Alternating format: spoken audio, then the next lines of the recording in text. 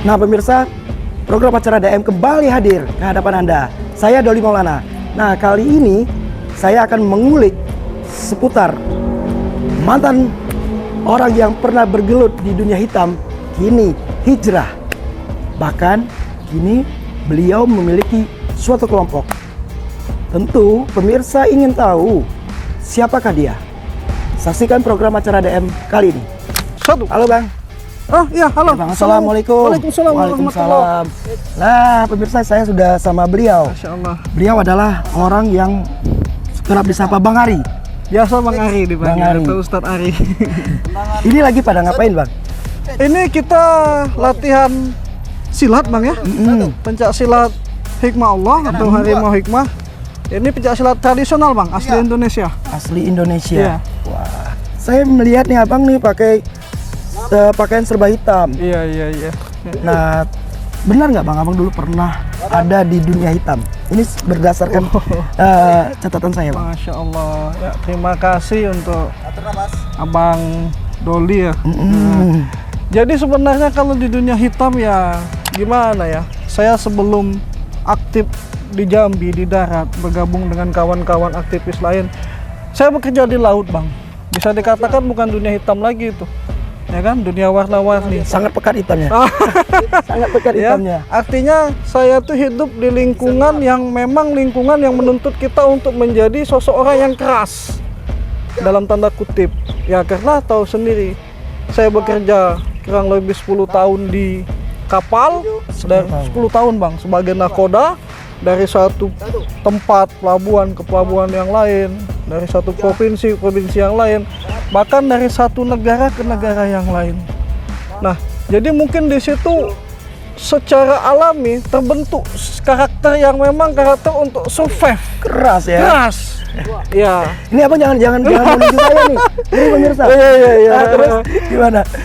Jadi ya memang kalau kehidupan seperti itu ya memang memaksa kita untuk menjadi pribadi yang lebih keras. Intinya itu mampu mengambil keputusan dalam situasi terdesak apapun. Situasi yang menempa abang berarti? Situasi Bang. Yang menempa abang? Menempa, betul. Nah tadi abang kerasnya itu gimana? Abang disodorin barang-barang yang terlarang. Ya, betul. Terus abang mungkin diajak ke tempat terlarang. Betul Bang. Nah, Jadi itu yang membuat abang terkontaminasi.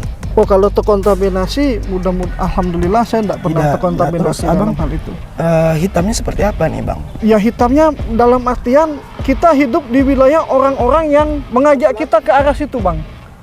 Ya itulah yang memutuskan, makanya saya di umur belum sampai 30 tahun, di umur 29 saya berhenti sebagai seorang nakoda. Karena dibelenggu oleh hal-hal terlarang tadi. Jadi saya berpikir 1-2 kali saya bisa selamat, nggak tahu 3-4-5-nya. Karena sangat, kenikmatan dunia sangat menggiurkan sekali di situ. Abang tadi di dunia sebelum bekerja, abang juga hidup di dunia keras. Terus abang di tempat kerja hidup di tempat keras. Iya. Lantas ini sebagai pelarian abang ini abang ikut bela diri ini Bang. Artinya untuk melampiaskan daripada aku tahan-tahan. Gitu. Atau ada alasan lain Bang? Ya, salah satunya begitu Bang. Jadi orang tua saya itu melihat mental jiwa saya kan. Ini anak nih kemana?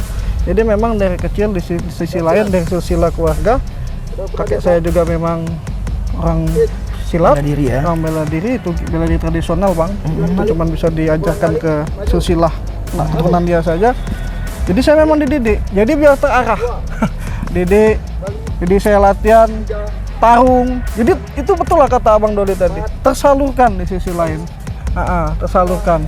Nah, lama kelamaan setelah saya tahu saya bakal jadi apa, setelah saya sekolah di sekolah khusus pelayaran, bela diri ini memang suatu kebutuhan untuk menunjang kerja kami di lapangan. Ya Karena dunia kerja tadi keras banget Bang ya. Kan berhadapan dengan preman Bang. Kadang kapal kita sampai, ini kapal siapa nih? Mana nakodanya? Siapa yang begini? Berarti abang membela lah ya. Membela diri dan membela rekan-rekan. Membela rekan-rekan. Apalagi saya sebagai seorang nakoda tuh, saya bertanggung jawab atas keselamatan kapal, ABK dan muatan yang saya bawa. Baik Bang. Itu tahun 2000 saya pernah dibajak di Selat Bangka. Selat Bangka. Ya, Selat Bangka Kapal itu. bawa apa bang? Kapal pada saat itu bawa besi tua bang. Besi tua. Dari? Ya, dari Singapura ke Jakarta. Wow. Terus? Jadi itu cuma ada dua pilihan. Saya nggak bodoh juga. Prinsip kami sebagai orang bela diri, apabila dia tidak menyakiti jiwa kami, yang diambil masih bisa kami ganti, itu saya nggak akan melawan. Biarin aja. Itu barang banyak. Iya, barang banyak. Paling saya tinggal Nilainya buat M atau T tuh? M bang. M. Oke. Paling saya tinggal buat berita acara. Tapi pada saat itu si pelaku tadi sudah dipengaruhi oleh drugs, ya kan? Saya tahu. Jadi dia naik ke kapal tuh dia begini-begini. Itu pakai sajam atau Pakai apa? sajam, ada yang pakai rakitan. Wow. Tahun 2003. Jadi kata saya sudah baca Itu ini. jiwa raga terancam tuh. Iya, ini saya bilang ini kita melawan mati, nggak melawan mati. Jadi tutup semua pintu, saya keluar ya saya fight. Nah, ada juga sampai yang Orangnya nyawanya melayang atau orangnya kabur bang? off the record. Oh iya. Off the record. Yang jelas Itu berapa orang bang?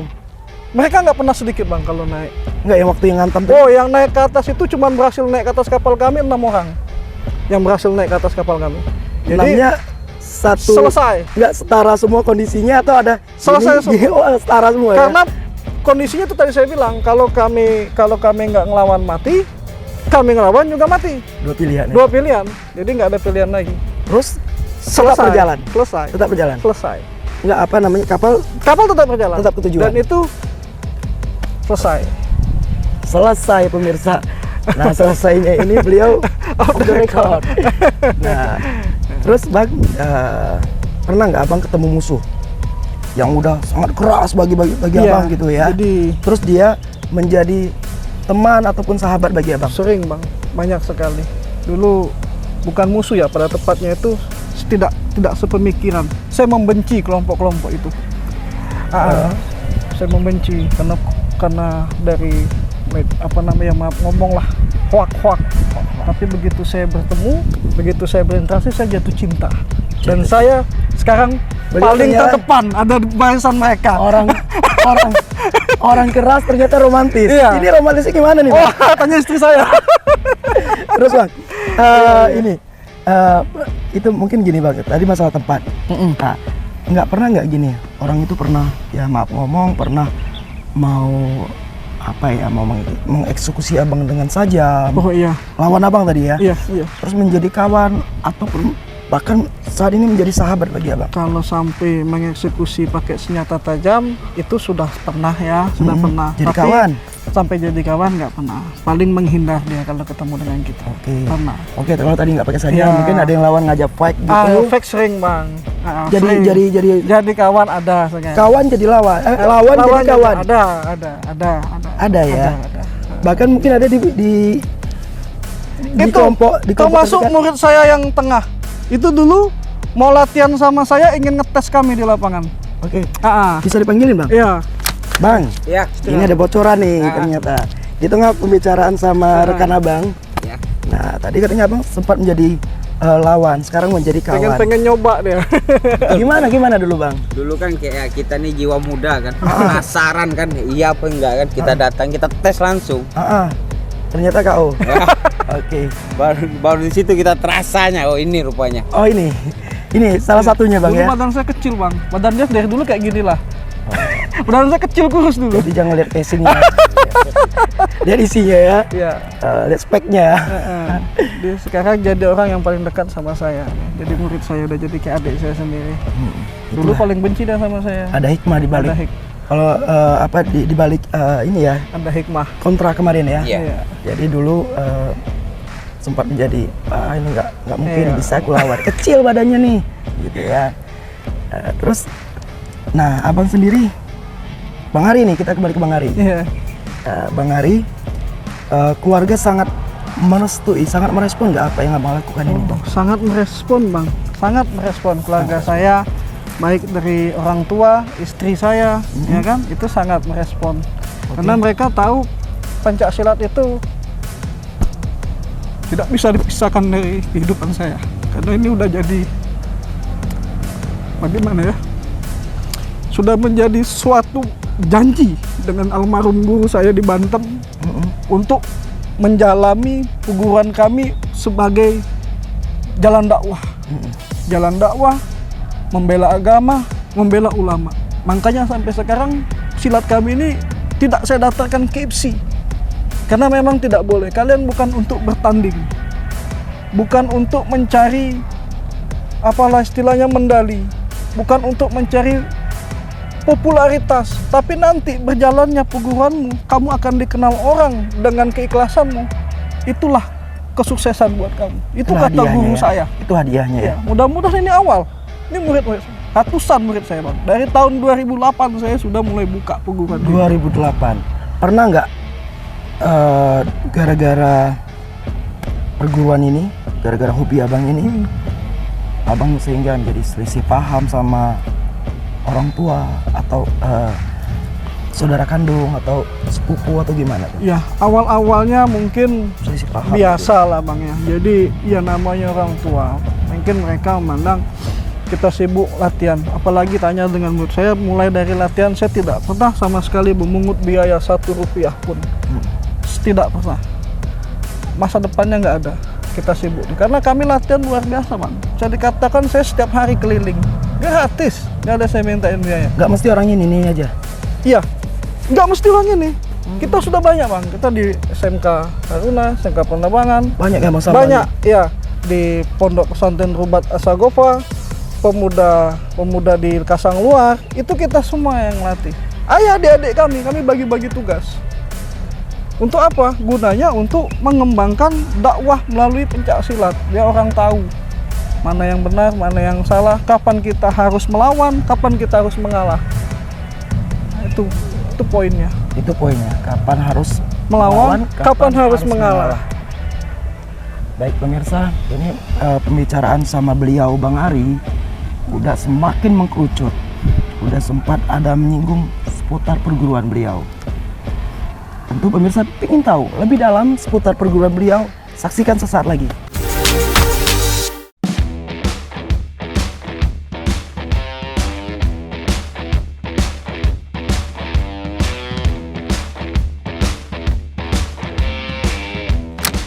Kalau tadi beliau sudah bicara banyak hal seputar kepribadian beliau, Iya. seputar profil beliau. Nah, beliau tadi ada menyinggung seputar perguruan yang beliau komandoi, yang beliau pimpin. Nah, ini seperti apa ini? Iya. Bang, ini ada perguruan, ada murid-murid abang lah ya. Adik-adik. Adik-adik. Oke, jadi ini saya lihat ini dari tadi saya melihat nih Bang. Oh iya. Kok ada sajam-sajam, ada apa seperti Abang Permata. intan ya, Sudah. permata ya. Apakah ini abang yang suka permata? Atau gimana nih? Suka juga nih. Iya. Iya, makasih Bang. Ini ada PS tenaga Di dalam dalam kebatinan. kebatinan. Hikmah Saya Allah. mau tahu dari PS tenaga dalam Ya.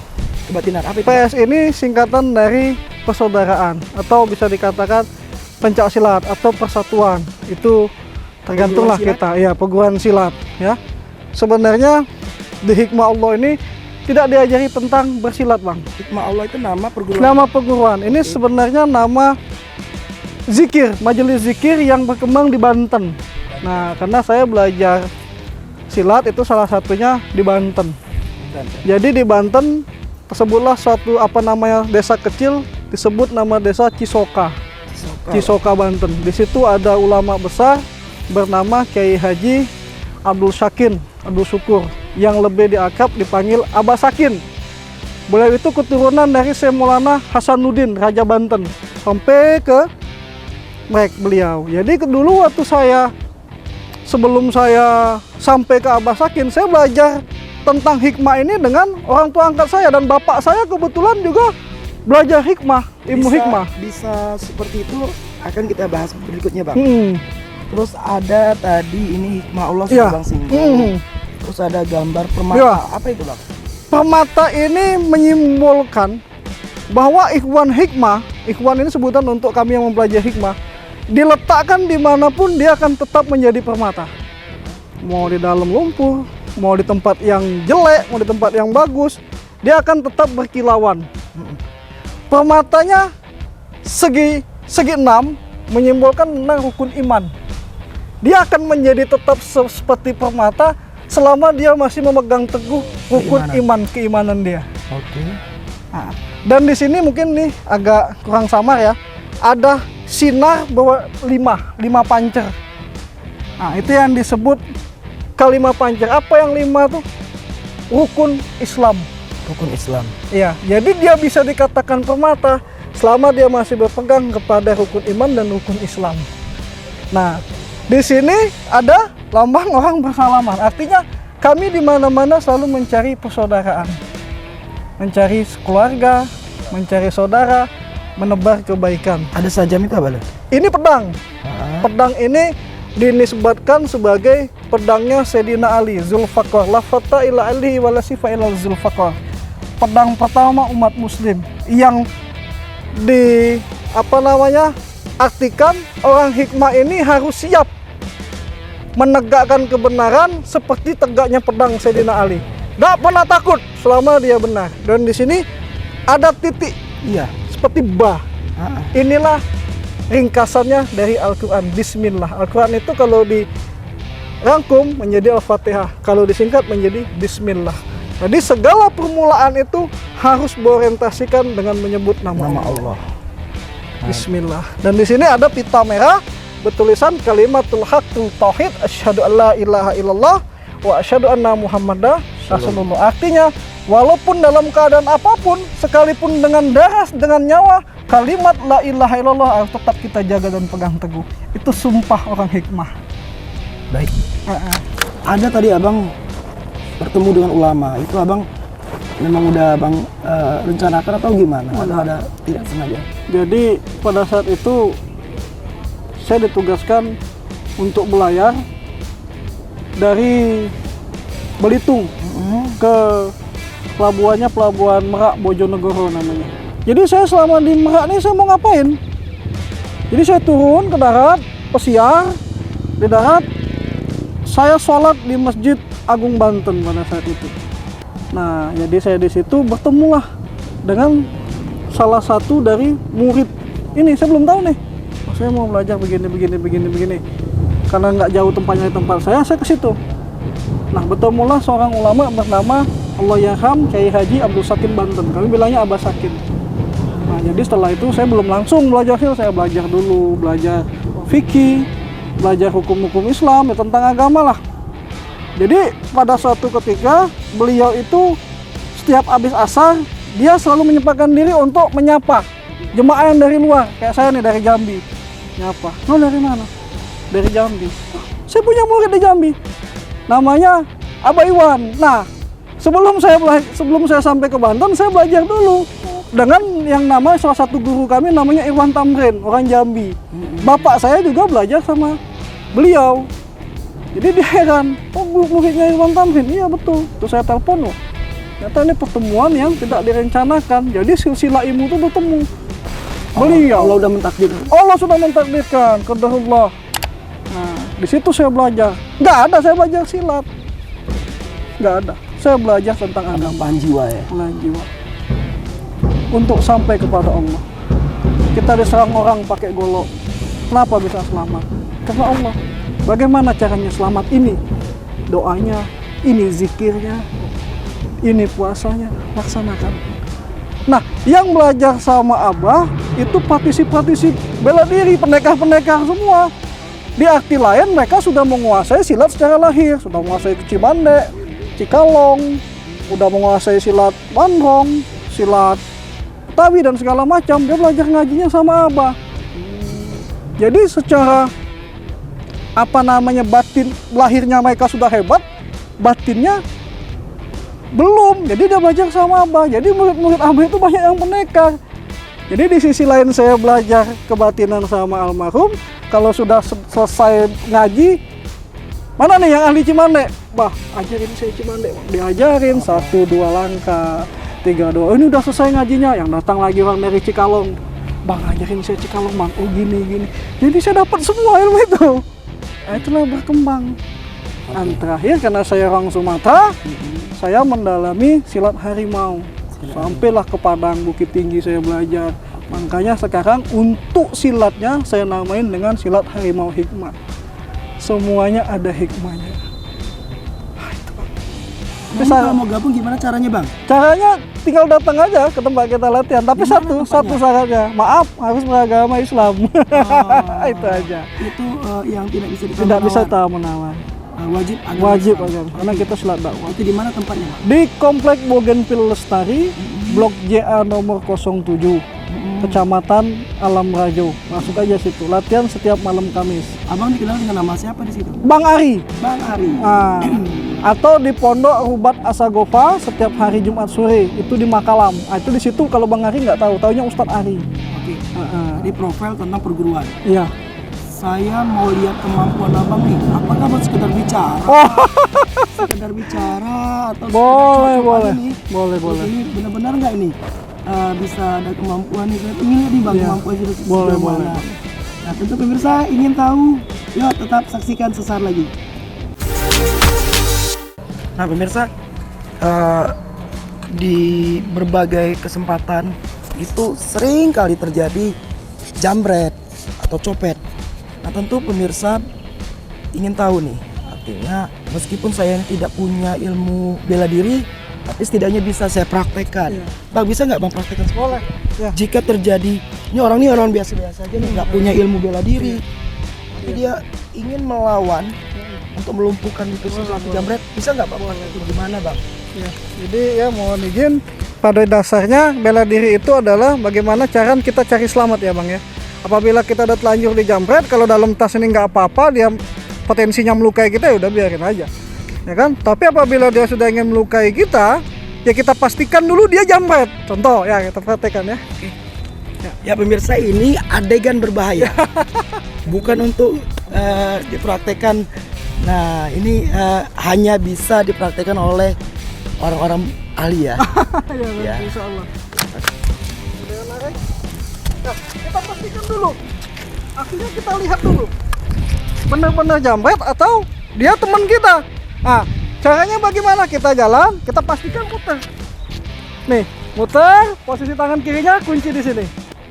Kalau kita cewek, kalau saya ini cewek, langsung aja ke kemaluan ini. Deng. Nah, atau ke sini. Deng. Ini udah titik lemah. Kalau mau diteruskan, jatuhin. Des. Patah. Rak. Ini udah patah. Tuh. Pemirsa ini adegan lambat. yang bisa dipraktekkan ya. Iya. Tapi catatannya jika terjadi perlawanan terhadap Iya. Anda. Iya. Nah ini tadi diasumsikan sebagai pelaku jambret. Maaf bang ya? Iya. Tapi emang enggak kan? Bukan jambret. Enggak. Kalau telanjur ditarik misalnya. Oke, coba. Iya. Telanjur ditarik. Nih, artinya kita punya jarak. Sifat pencaksilat, jangan menjauhi musuh. Kita deketin. Tetap tangannya kita tarik. Jangan kita lari. Lari kita ditarik, kita jatuh. Kita deketin. Kita kembali lagi. Kita bisa pukul. Kita pukul atau ke hidungnya, atau ke dagu, atau ke hati, atau ke kemaluan. Gampang seperti itu. Ya, atau selesai. Nah itu di antara praktek Salah satunya. yang bisa Anda lakukan jika terjadi serangan pelaku jambret. Nah, Nah, contoh. ini adegan apa nih bang? Kalau kita sering kejadian kan, dibeginiin, coba. Ini, ya, ini.